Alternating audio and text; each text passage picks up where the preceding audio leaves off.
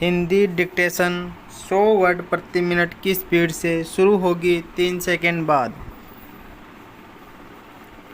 शुरू। भारत में दुर्लभ रोगों के लिए सस्ती एवं सर्वसुलभ दवाओं का निर्माण जरूरी क्यों है? विराम।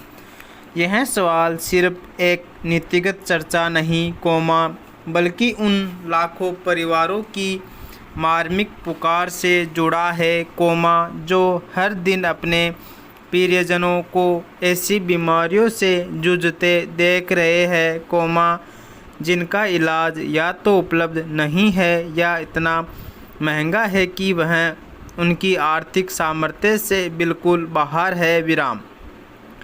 सवाल यह है कि दुर्लभ बीमारियां क्या है? विराम। ये ऐसी बीमारियां हैं जो बहुत कम लोगों को होती है, लेकिन इनका इलाज मुश्किल या बहुत महंगा होता है। विराम। भारत सरकार ने संसद में बताया कि national registry for rare and other inherited disorders में अब तक 13,479 मरीजों ने पंजीकरण कराया है। विराम। विशेषज्ञों का मानना है कि भारत में ऐसी बीमारियों से पीड़ित मरीजों की संख्या इससे ज़्यादा है, लेकिन वे पंजीकृत ही नहीं है। विराम। इनमें से कई बीमारियां जन्मजात या बचपन से ही होती है। विराम। इलाज की अनुपलब्धता अथवा आर्थिक सामर्थ्य से 1000 गुना महंगी दवाओं के चलते उनके माता पिता के लिए यह एक अंतहीन जंग बन जाती है। विराम। इनमें से कुछ दुर्लभ बीमारियों के लिए दवाएं और इलाज मौजूद है, लेकिन उनकी कीमतें ऐसी है कि एक सामान्य भारतीय परिवार के लिए उन्हें खरीदना असंभव होता है। विराम। उदाहरण के लिए स्पाइनल मस्कुलर एट्रोफी नामक एक दुर्लभ बीमारी के उपचार में काम आने वाली दवा का नाम है जोलगेंसमा, जिसे दुनिया की सबसे महंगी दवाओं में से एक माना जाता है। विराम। इसकी कीमत है लगभग 16 करोड़ रुपए। विराम। यह एक ऐसी राशि, जो भारत के अधिकांश परिवारों के लिए कल्पना से परे है। विराम। इसी तरह, पोम्पे डिजीज के इलाज के लिए एंजाइम रिप्लेसमेंट थेरेपी की ज़रूरत पड़ती है, जिसका सालाना खर्च 40 से 60 लाख रुपए तक है। विराम। फेब्री डिजीज़, गोचर डिजीज़, और म्यूकोपोलीसेकेरिडोसिस जैसी अन्य दुर्लभ बीमारियों के लिए भी इलाज उपलब्ध है। विराम। लेकिन ये दवाएं ज़्यादातर विदेशों से आयात की जाती है, जिसके कारण इनकी कीमतें आसमान छूती है। पैरा। भारत का संविधान अनुच्छेद 21 के तहत हर नागरिक को जीवन और स्वास्थ्य का मौलिक अधिकार देता है। विराम। अनुच्छेद 41 में यह भी कहा गया है कि राज्य का कर्तव्य है कि वह बीमारी और अक्षमता की स्थिति में अपने नागरिकों की सहायता करे। विराम। हकीकत सभी को पता है। विराम। सरकार इस जिम्मेदारी को निभाने में पूरी तरह नाकाम रही है। विराम। National policy for rare disease को लागू करने के लिए दिल्ली हाई कोर्ट को बार बार हस्तक्षेप करना पड़ा। विराम।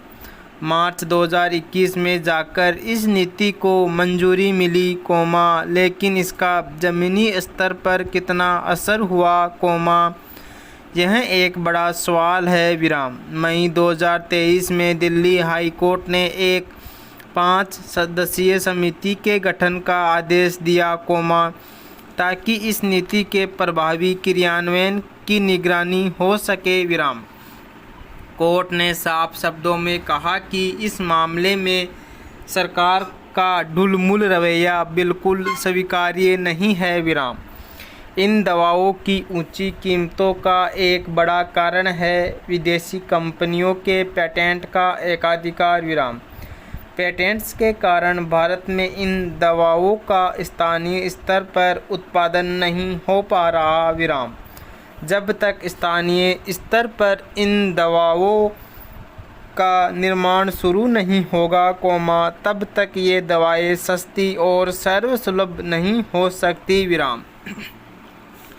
यह एक ऐसी चुनौती है जिसका समाधान हर स्थिति में निकालना ही होगा। पेरा। अब सिर्फ नीतियां बनाने और वादे करने से काम नहीं चलेगा। विराम। नीतियों पर अमल भी करना होगा। विराम। ज़रूरत है इन नीतियों को ज़मीनी हकीकत में बदलने का। विराम। सरकार, निजी क्षेत्र, वैज्ञानिक समुदाय और फार्मा कंपनियों को दुर्लभ बीमारियों के विशेषज्ञ चिकित्सकों के मार्गदर्शन में एक ऐसा तंत्र बनाना होगा, जो इन दवाओं के अनुसंधान, विकास और उत्पादन को बढ़ावा दे। विराम। भारत में पहले से ही जेनेरिक दवाओं का मजबूत आधार है। विराम। हमें इसे और मजबूत करना होगा। विराम। इसका साथ ही अंतर्राष्ट्रीय पेटेंट नियमों में बदलाव की ज़रूरत है ताकि इन दवाओं का स्थानीय स्तर पर उत्पादन संभव हो। विराम। सरकार को अनुसंधान और विकास में निवेश बढ़ाना होगा, ताकि भारतीय वैज्ञानिक इन दवाओं के सस्ते विकल्प विकसित कर सके। विराम। दुर्लभ बीमारियों से पीड़ित मरीजों को संभालने की जिम्मेदारी सिर्फ सरकार की नहीं है। विराम। हम सभी को ऐसे मरीजों और उनके परिवारों के साथ खड़े होने की ज़रूरत है। विराम। भारत पहले भी दवाओं के मामले में आत्मनिर्भरता का परिचय दे चुका है। विराम।